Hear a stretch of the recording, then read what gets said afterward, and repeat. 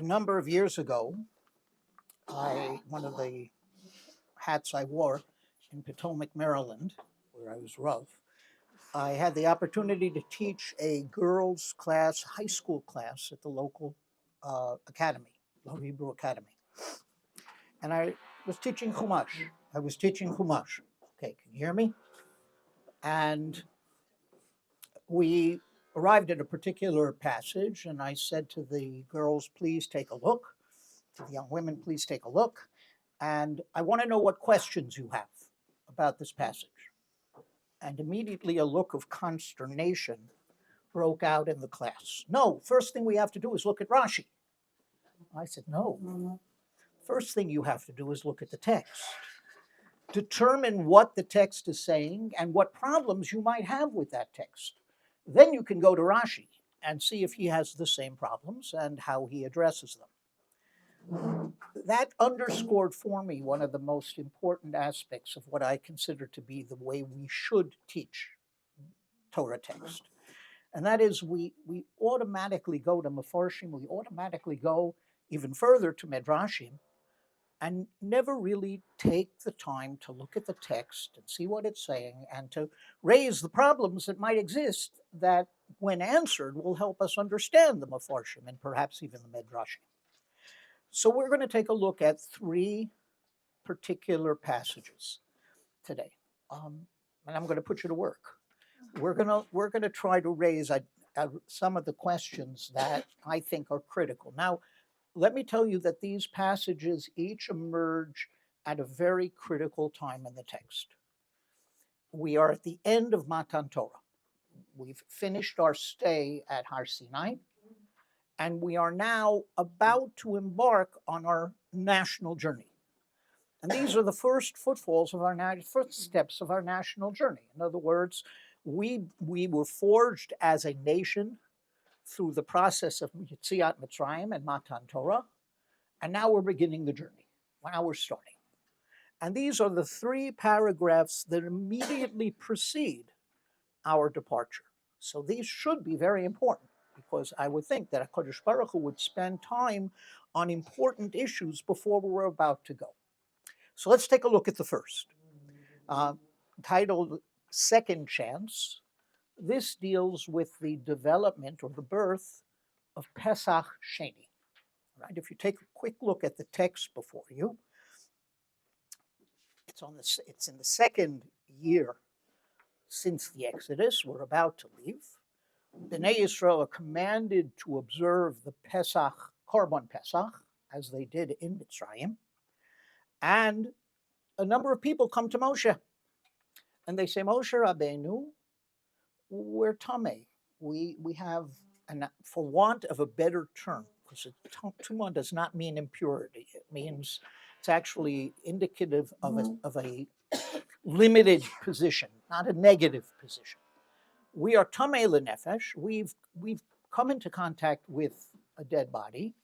We are tamei based on that encounter, and we can't participate in the Korban Pesach.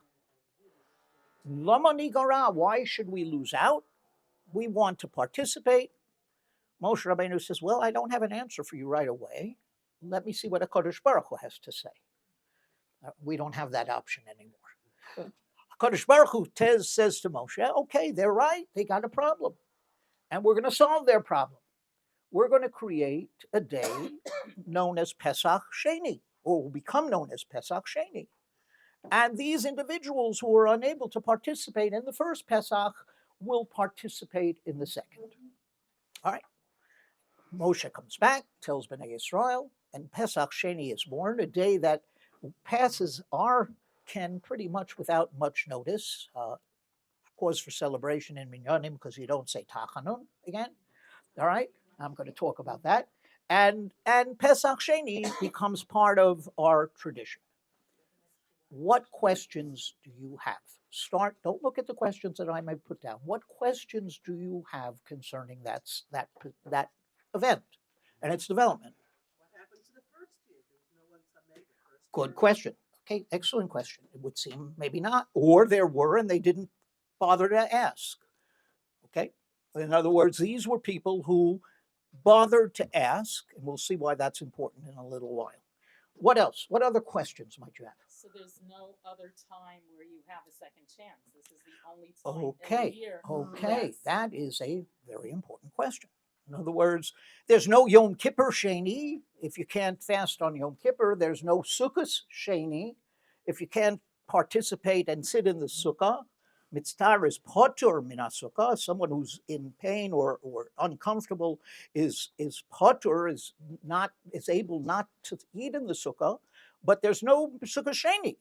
I don't make it up on a later date. Why is there specifically a Pesach Sheni for this particular holiday? And how does it impact on us if we don't And have time for cleaning? Can right. we do I'm just curious. 'Cause, like, you were How does it impact on our good question for the audience outside? The question came up. We have a Pesach Sheni if you didn't have time to prepare properly for Pesach Rishon? Yes.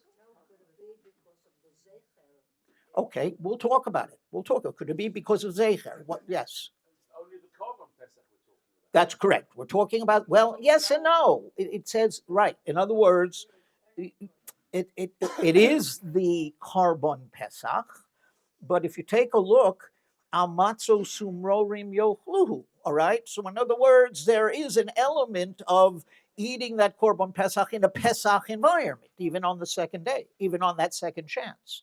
Yes? Not bringing the Korban Pesach is unique in that there's a few kares. Okay, not bringing the Korban Pesach is unique because there's a chiyuv kares, but there is for fasting on Yom Kippur, similarly major punishment, right, if you can't fast. So these people were excused, and if you're excused on Yom Kippur, you're excused. But why isn't there a Yom Kippur Sheni? Well, but okay, so that brings us to the second question, which you haven't asked, which is, why isn't it included from the outset? Why does a Kadosh Baruch Hu, if there's going to be a Pesach Sheni, he's giving us all 613 commandments, why doesn't he say, so people who are tummy, etc., they can't participate, there's a Pesach Sheni? Why does he wait until people who are tummy come to Moshe and ask and complain? And as a result of that complaint, HaKadosh Baruch Hu then says, okay, shine Pesach Sheni. Should have been in the contract from the outset. The only other time that I recall the language being used like this is when the daughters of Salah. Very good. Very, very good. Say also, why should we be deprived of this? Very good. We will talk about that in a minute. Excellent. She comments that the only other time that this language is used is with the daughters of Safkat. I'll come back to that. Not exclusively. Yes. The Makoshesh Eitzim. well, we don't know what to do. But that is right. There are other occasions where we don't know what to do, like the Makoshesh Eitzim, correct, where the cutter of trees on Shabbat.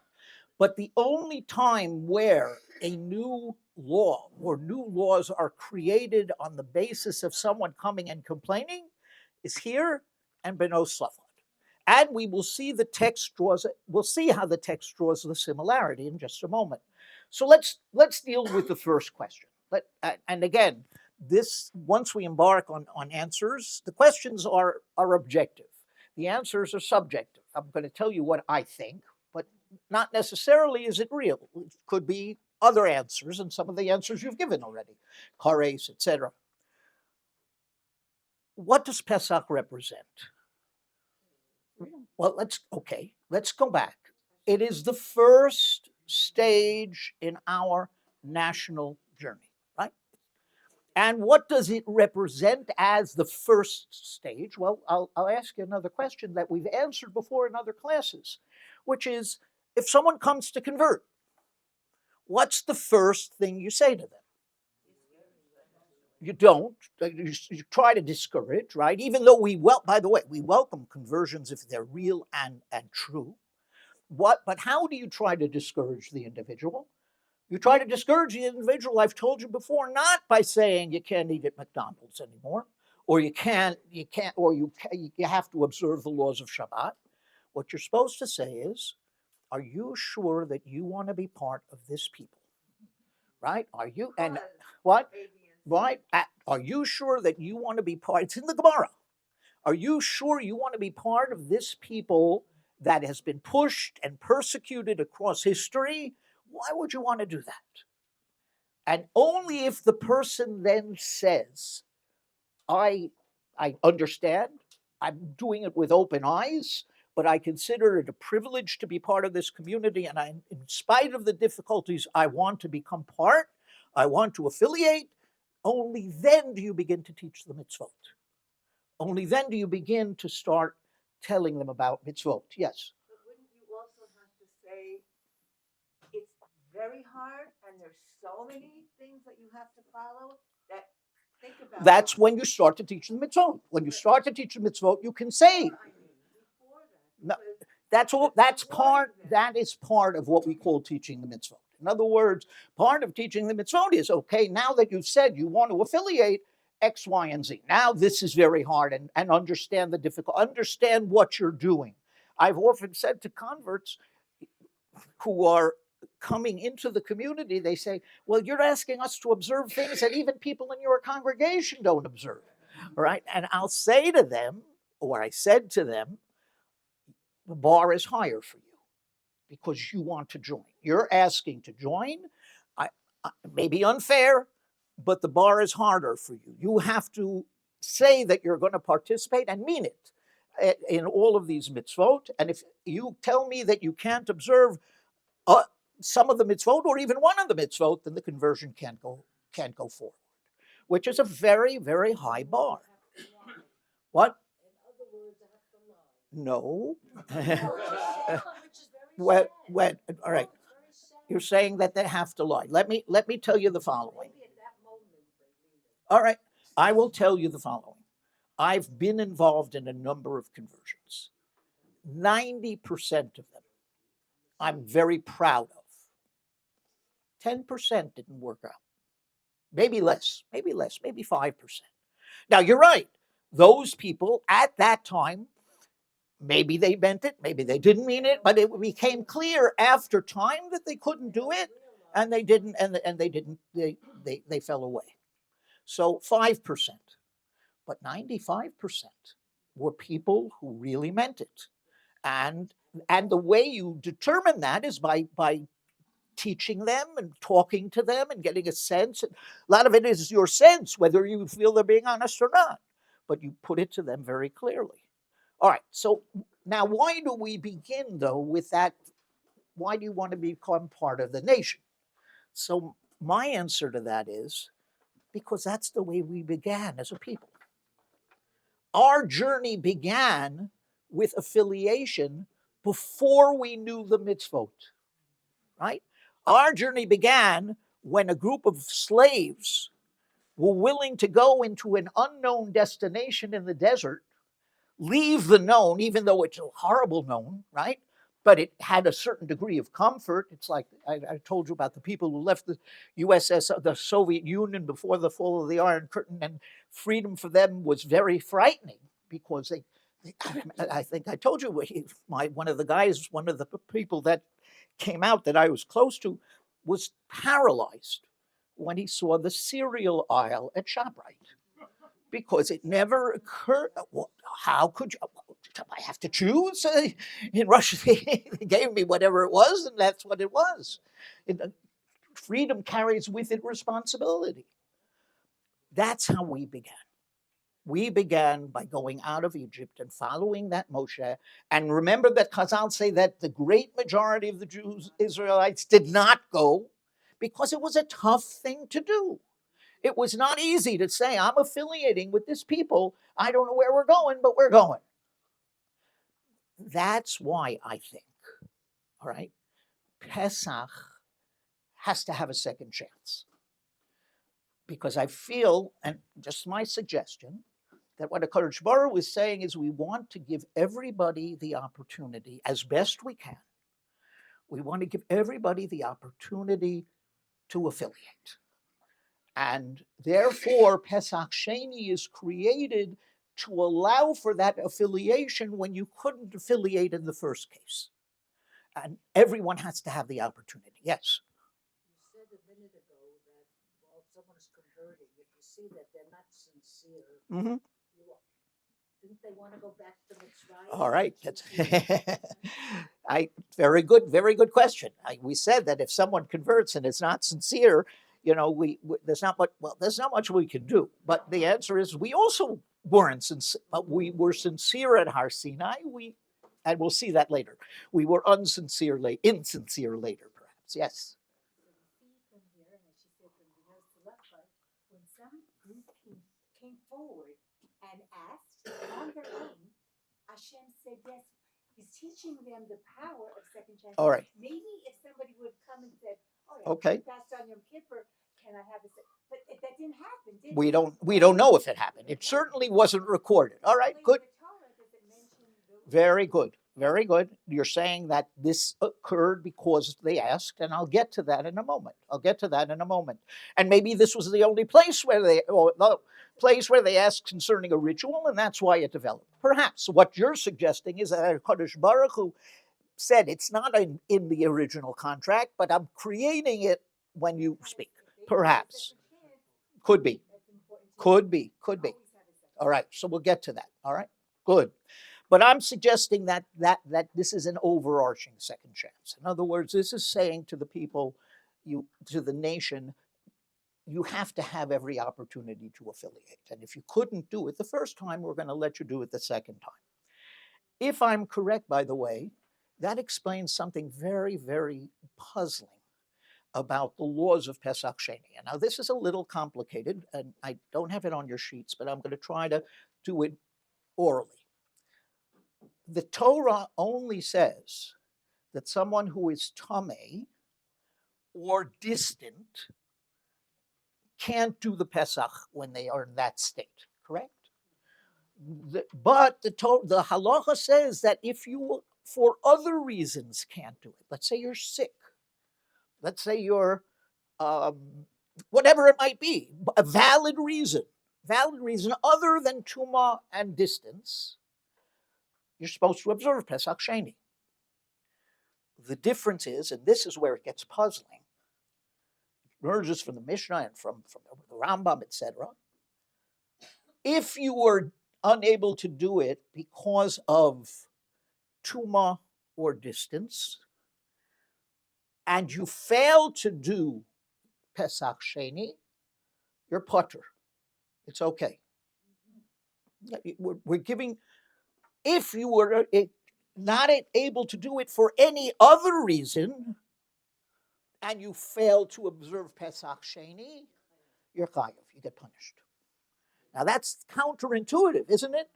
The ones that are mentioned in the Torah are putter if they don't do it, and those who are not mentioned in the Torah are chayav if they don't do it. Why? So my suggestion to you is the following. Someone who was tamei or distant is not in the obligation of affiliation. He's outside the group. For whatever reason, he's not part of the group. And affiliating will bring him back into the group. Someone who's sick is part of the group and was chayav to the first Pesach. Was chayav to the tamei person and the distant person, they weren't even chayav to the first Pesach. And they have the opportunity to make it up. Those who, for other reasons, didn't do the first Pesach were chayav when that Pesach, were responsible when that Pesach was offered. And therefore, if they fail to do Pesach Sheni, then they're chayav. That's my suggestion to you. That Tumah and Tara takes you out of the core, takes you out of the group. And now, what then does that become? And this is going to be important for us as we continue the discussion. That means that to those who are tamei or tahor, Pesach Sheni becomes an obligatory opportunity. It's a very interesting phrase, but I think it describes it well. For them, Pesach Sheni is an opportunity to make it up. If they don't, they're not chayav, they're not punished, but it's an obligatory. They're supposed to do it. And an obligatory opportunity is very interesting. We'll talk about our obligatory opportunities. Now let's go to the second question. Why did Hashem wait until this question came to create Pesach Sheni? So, as you noted, if you turn to the next page, the only other case, right, where it is similar is page 3, Benos Tzlachot. And the Torah draws the parallel, right? But you have to see it. How does the Torah draw the parallel? Those who came and said, we want to observe Pesach Sheni, what was their language? Lama nigara. What does that mean? Why should we lose out, right? Why should we lose out? And Benot Tzlachot, what's the language they use? If you look on page 3, the bold, Lama Yigara. Only places in the Torah where those terms are used, to my knowledge. So the Torah is drawing something is similar there. And the rabbis will say that Hashem did not give these laws, Pesach Sheni, and the laws of inheritance that come out through because of Benot Tzlachot, because he wanted to honor the people who asked for it. He knew they would ask for it. And he wanted that portion of the Torah to be created in their merit. Wow. Now that's a pretty important honor, right? What is so important about these two cases? So I'm going to suggest to you what the Torah is saying is that the highest level is when you see a mitzvah, you see it as an opportunity and not as a responsibility. It's both. But you view it as something that is an opportunity for you, something that you want to do. Imagine, right? Benot Tzlachot, the Pesach, Benot Tzlachot is a little more complicated, but let's take Pesach Sheni. Those people who came to Moshe had the opportunity to go, I don't have to do Pesach. I'm excused, right? I'm going to tell you some examples in our lives, right? I said before, the celebrations that occur in the daily minyanim when you don't have to say Tachanun. All right? Everybody's, we don't have to say Tachanun today. How long does it take to say Tachanun?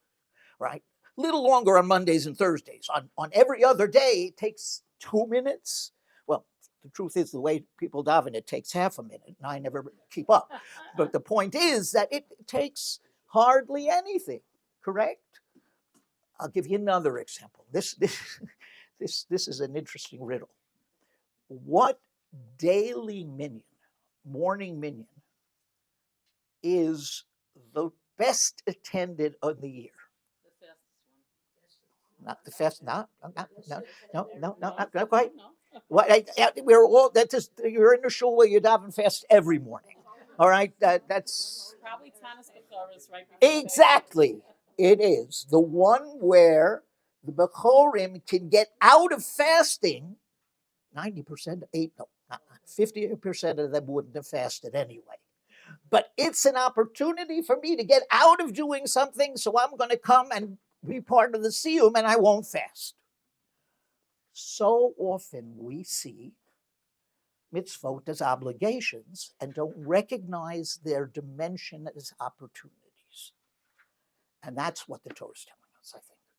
What the Torah is telling us is these two sets of people felt the loss, as you said, felt the loss. Why should we lose out? Felt the loss because they couldn't do those mitzvot. Or they couldn't, in Benot Tzlachot's case, couldn't participate in being part of the inheritance of the land.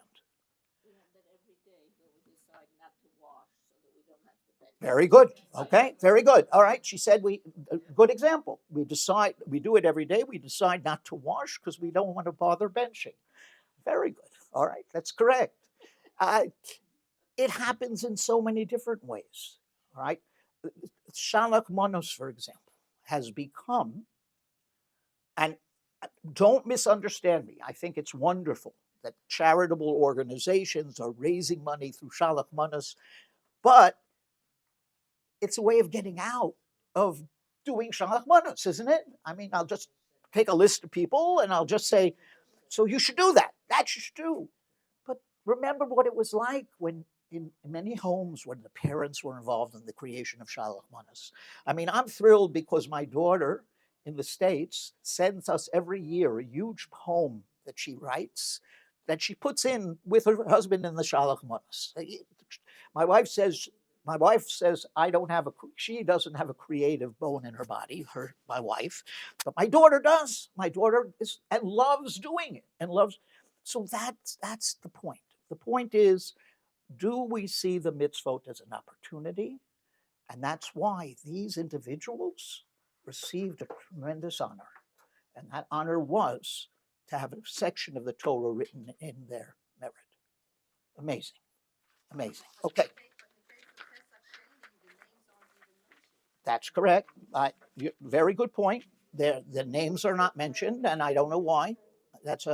They should be, right, if we're honoring them with writing the portion of the Torah. But nonetheless, the rabbis say that it is in their honor that portion of the Torah is included. Well, it's a negative honoring, I guess, if they were tamei or whatever. No, At least B'nai Slavka, their only mistake was that they were women. All right. So All right. Tamei. All right. Wait. No. Well, that's one suggestion. Wait. I'm going to make two comments. All right. You said that in the case of B'nai Slavka, it's not negative. In the case of the people who are tamei, it's negative. I'm going to make two comments. Number one, there's a medrash that says they were doing mitzvot. They were carrying the aron. But even if you don't say that medrash, Tuma is not a negative state. Tuma is not negative. Tuma is perhaps we'll talk about this when we get to Bara Aduma. It's not a negative state. It's a limited state. It's a state where you enter, because let's understand something. Contact with death includes some of the highest mitzvot within Torah, right? In other words, taking the people who are part of the Chevra Kadisha up there, way up there, right? So why should the Torah Hashem create a negative state? No, what Hashem is doing, I think, is he's saying, you come into contact with death, you should be changed. And you will enter a limited state for a period of time where you can't do certain things, and et cetera, et cetera. Now, and I'll tell you why this is so important, and I'm getting on my soapbox again. When we teach young couples about Taharat HaMishpacha, and we translate the terms of Tuma and Tara as purity and impurity, or worse, cleanness and uncleanness, a lot of people get turned off, right? And there's much to be said about how it should be taught. All right. So all I'm saying is that Tuma, it's not negative. It's a limited state. All right, let's go on. Okay, so that was the first of three sections we're going to deal with. Okay, let's. Alternative state, correct. Okay, limited may carry connotations as well, but it does create limitations. In other words, it does. All right, and I think, by the way, again, this is just my suggestion, that what Hashem is saying is you shouldn't come into contact with these things and not be changed and not become limited somehow, right? And it's like I often say that when I was growing up, unfortunately, we were involved in America in the war in Vietnam. And in the morning, when you'd eat your breakfast, they would say over the radio, X number of people were killed in Vietnam. The first time you heard it, you went like that. By the time you got to 10 times hearing it, or you paid no attention. That shouldn't be. That's the point. Well, it's not that way here. It is not that way here. Correct. It is not that way here. Every loss is felt by everyone. Correct. Well, we're not a country. We're a family, and for good and for bad. All right. Now let's go to follow the cloud. All right.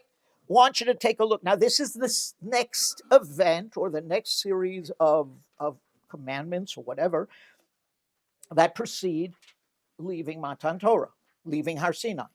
All right. So take a look. at the English or the Hebrew in section number 2. And then I want you to tell me what overarching question emerges from that section. All right? All right, you see it? Everybody got it? It's on page 4 leading into page 5 if you're looking at the English. The Hebrew is all on page 4.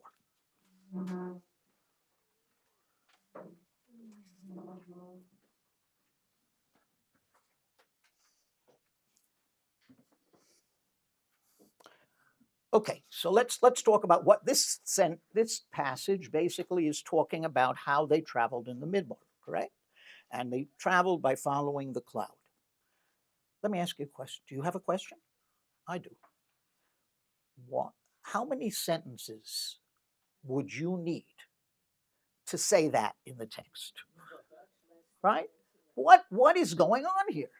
The Torah, Hashem is dedicating all this text and repeating over and over again the same phrase. Al pi Hashem Yisu, al pi Hashem Yachanu, al pi Hashem Yachanu, al pi Hashem Yisu. What? Why does it have to say that? Why doesn't it simply say, when they left Har Sinai, the cloud rose up, they followed the cloud. When the cloud stopped, when the cloud went, period, finished. One sentence, 2 sentences. So some within what? Say? It's Al Pi Hashem, but we know you can say Al Pi Hashem. That's, in other words, say in 2 sentences. Hashem made the cloud go up and made the cloud go down, and they traveled when the cloud went up and the cloud went down. Hashem was telling them to say, I don't need all of this text.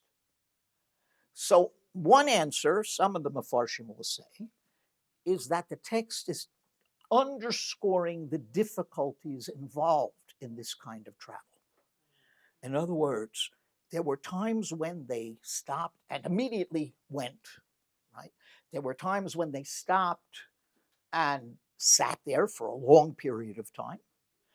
Every time they went, they did not know where they were going, and they did not know when they would go. In other words, everything was basically controlled by a Kadosh Baruch Hu. And therefore, the Torah is underscoring that to tell us, listen, this wasn't so simple. It's not such a simple thing. Yes? Especially by Midbar, we have so many complaints about the OUisrael, and then later on you read in the Nevi'im, let's say Chacharei Bamidbar, Aden Yakir Ephraim. Hashem recognized. Oh, very good. Okay, you're saying that it become right. The difficulties of the Midbar become uncovered when we see the complaints of Klal Yisrael. And some, by the way, this is important. I'll say this later if we have time. Not all revolts in the Midbar are equal. All right, and some of them are more understandable than others, and Hashem treats them in different ways. Okay, so that's one. But I'm going to, sorry. No, I just want to say that, just for instance, why isn't it a mitzvah, an obligation even, to ask for water, for instance? Because we have to take care Okay, of you're talking about the revolts where there wasn't water, and we'll see when we learn that. We'll see that HaKadosh Baruch Hu understood that.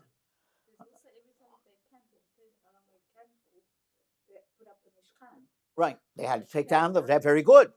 Every time they went, they had to take down the Mishkan and put up the Mishkan. It's very good, correct. All right, having said that, I'm going to take it one step further. And just a suggestion.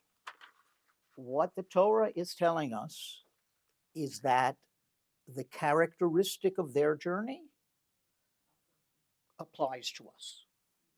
We don't have a cloud, but HaKadosh Baruch Hu dictates our movements. And there are times when we should be looking, I'm preaching to the converted, most of us are converted here, we should be looking where Hashem wants us to go. In other words, our traveling should be Al Pi Hashem Yachanu and Al Pi Hashem Yisau, even today where there is no cloud to tell us where to go. And that's why this section is embedded here right before we leave Har Sinai, right before we're taking our first steps, to say, over time, this will be the way you should travel. That's it. Okay, let's go to the last. All right, this one is I'm hoping we have time to do it. Turn to page number 7.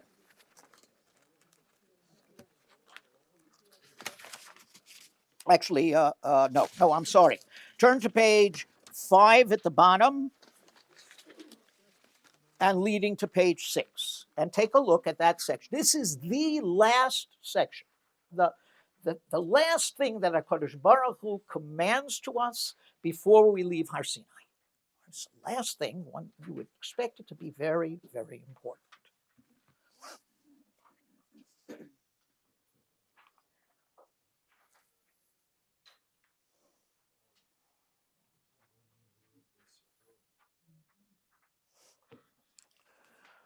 All right, so what's your question? Why do they need 2?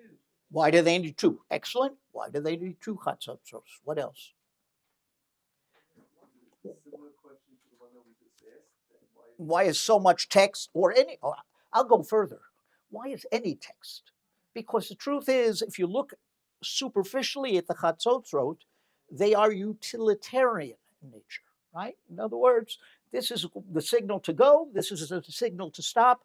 I would assume that there were lots of things that were made for the traveling in the midbar that were utilitarian in nature and not included. Why is this a mitzvah? Why is this so important? Yes, it makes sense. It's going to tell me to go. It's going to tell me not to go. But nonetheless, that's again, the only word I can come up with is utilitarian. It's not spiritual. It's not holy. It's, at least it doesn't seem so at face value. So take a look carefully at that section and tell me where the chatzot leave their utilitarian character and enter into another dimension. All right, if you take a look on page 6. Ki savo milchama bi'artzachem v'hareosam b'chatzotzrot v'nizkartem lifnei Hashem Elokeichem. What, page 6, top of the page.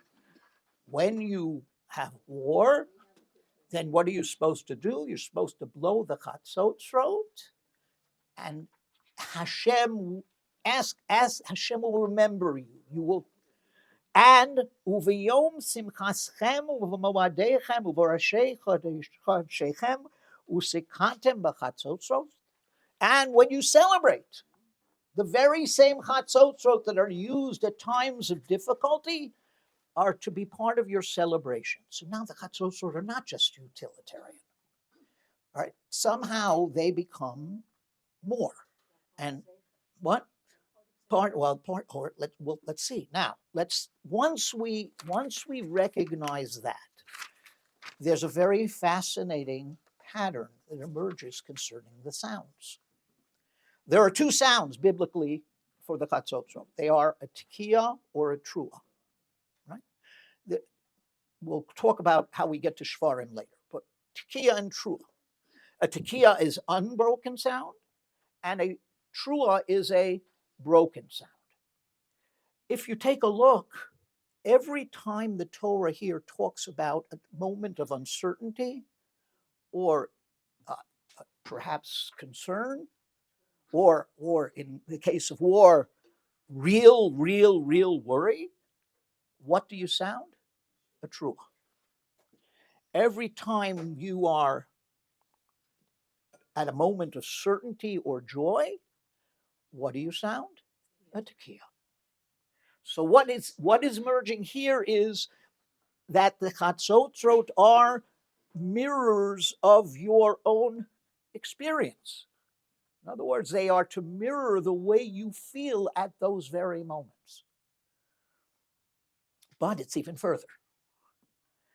Not only are they meant to mirror the way you feel, but they are meant to arouse in you what you should be feeling.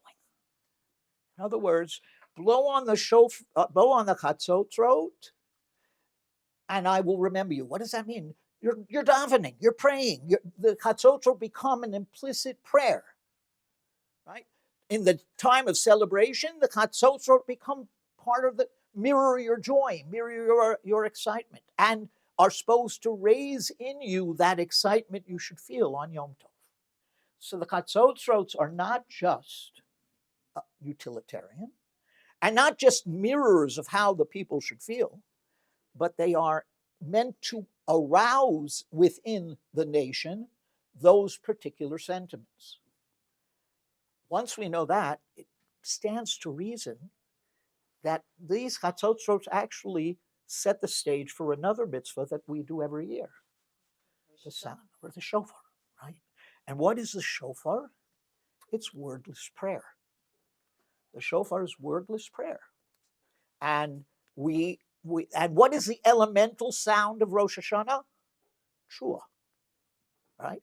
Trua is the elemental sound because the broken sound of the shofar symbolizes the way we feel on, and it's meant to make us feel unsure, uncertain, praying to HaKadosh Baruch Hu, not knowing. So therefore, the Tekiah and the Trua end up being part of our experience as well, but they emerge here. They first emerge here. The moment we're, and I'm going to take you a couple of steps further. On Rosh Hashanah, there are three sounds, right? There's Trua, Tekiah, and Shvarim. Does anybody know why we have the Shvarim? Okay, because there was a doubt, or either there was a doubt, or it could have been either, as to whether or not the broken sound referred to in the Torah as the Trua was someone sighing or someone crying. And therefore, you were to sound a Trua Shvarim da, da, da, that's someone sighing. And da, da, da, da, da, da is someone crying. And why you do Shvarim Trua? Because it's possible that it's both. That's what the Torah meant you to do. Because the Torah only says Yom Trua Yelachem, right?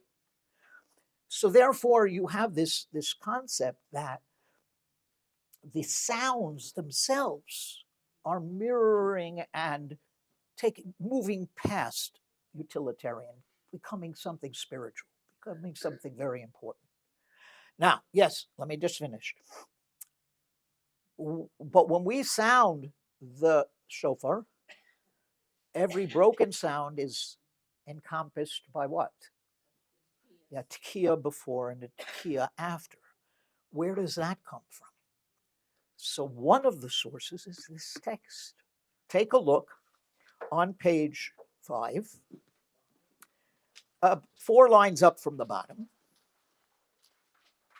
Well, start with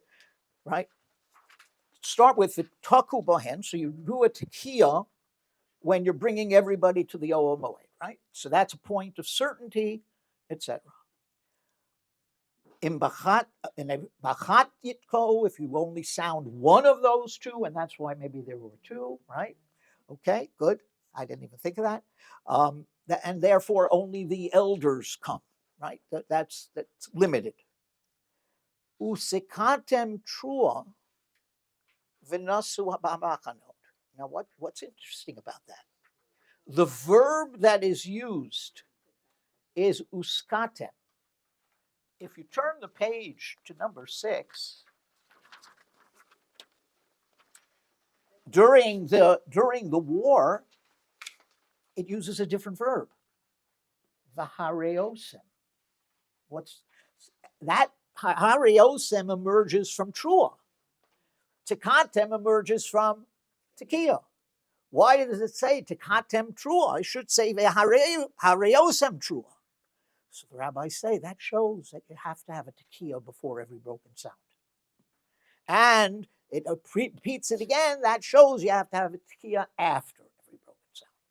So in other words, this is one of the sources. There are other sources for the way in which we blow shofar on Yom Tov. Yes?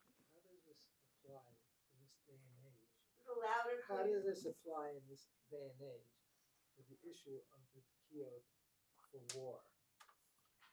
Oh, how does this apply in this day and age when the issue of tekiot for war? That's right. That's a very good question. This only applied when we had these chatzotzot become klei hamikdash. They become part of the Beis Hamikdash. They end up being among those things or among those mitzvot which fall into disuse because of the tragic destruction of the Beis Hamikdash.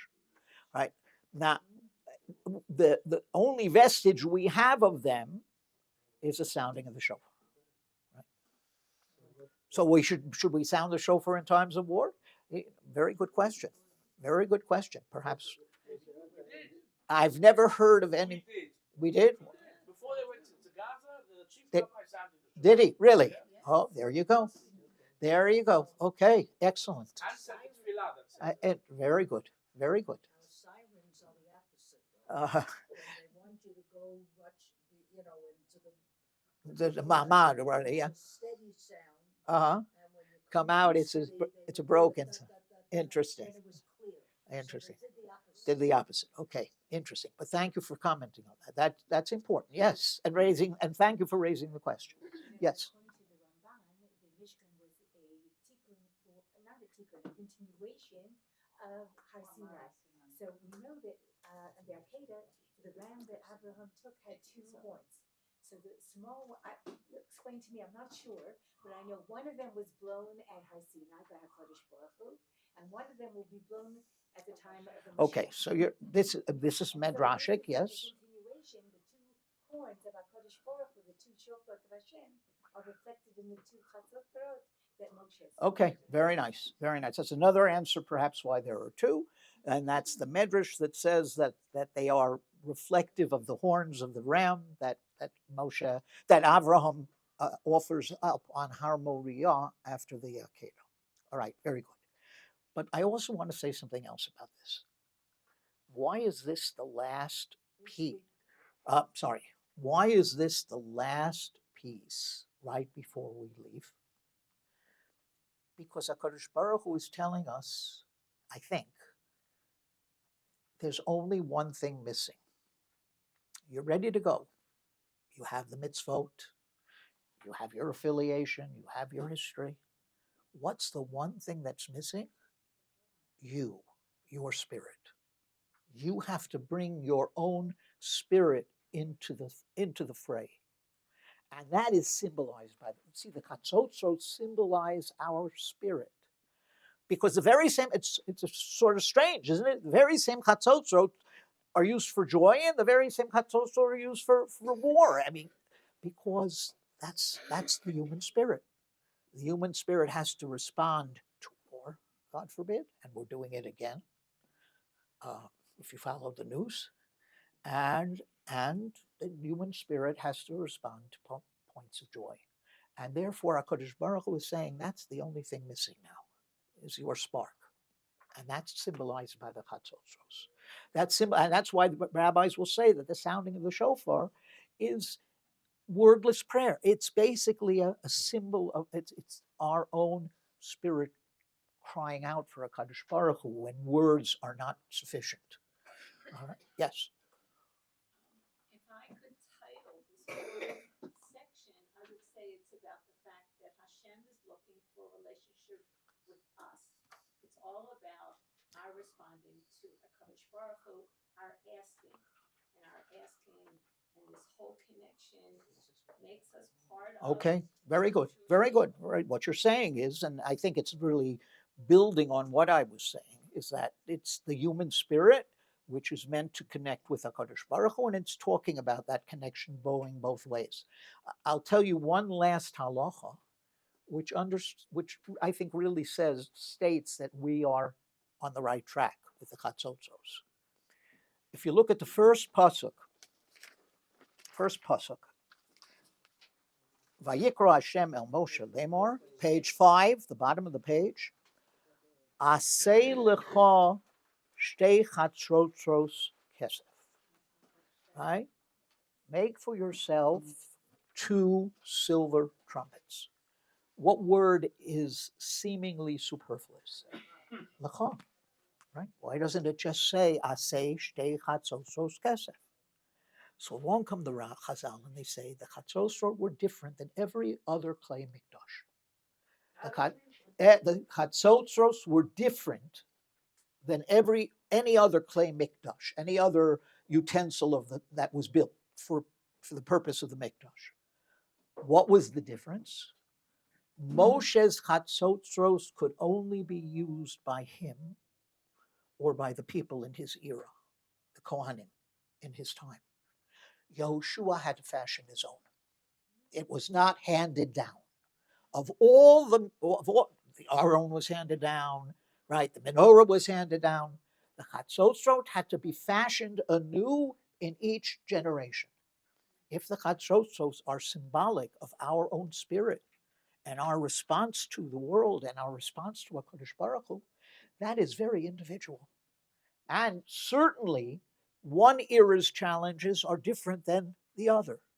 And that's why the chatzotros couldn't be handed down. What? I'm sorry? Which? That it was the aisle. All right, interesting. Okay, so therefore I'm saying that this last piece, right before we leave Har Sinai, is really very powerful.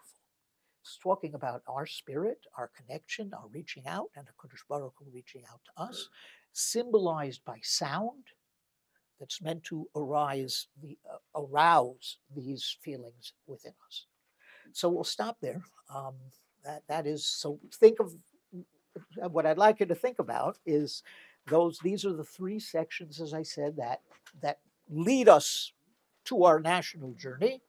And the other thing I want you to think about is how the first step in understanding the text is asking the right questions.